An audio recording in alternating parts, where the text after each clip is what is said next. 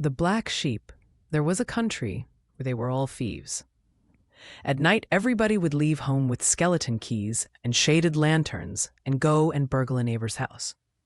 They'd get back at dawn, loaded, to find their own house had been robbed.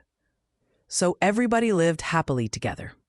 Nobody lost out, since each stole from the other, and that other from another again, and so on until you got to a last person who stole from the first. Trade in the country inevitably involved cheating on the parts both of buyer and seller. The government was a criminal organization that stole from its subjects, and the subjects, for their part, were only interested in defrauding the government. Thus, life went on smoothly. Nobody was rich and nobody was poor. One day, how we don't know, it so happened that an honest man came to live in the place.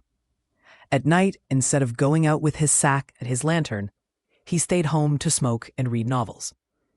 The thieves came, saw the light on, and didn't go in. This went on for a while. Then they were obliged to explain to him that even if he wanted to live without doing anything, it was no reason to stop others from doing things. Every night he spent at home meant a family would have nothing to eat the following day. The honest man could hardly object to such reasoning. He took to going out in the evening and coming back the following morning, like they did.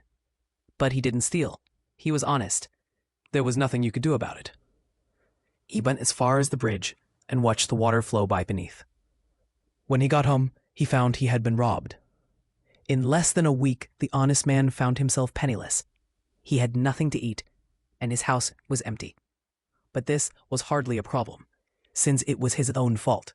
No, the problem was that his behavior upset everything else. Because he let the others steal everything he had without stealing anything from anybody.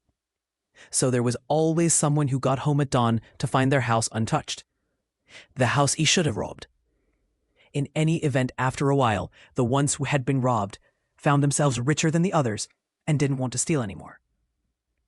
To make matters worse, the ones who came to steal from the honest man's house found it was always empty. So they became poor. Meanwhile, the ones who had become rich got into the honest man's habit of going to the bridge at night to watch the water flow by beneath.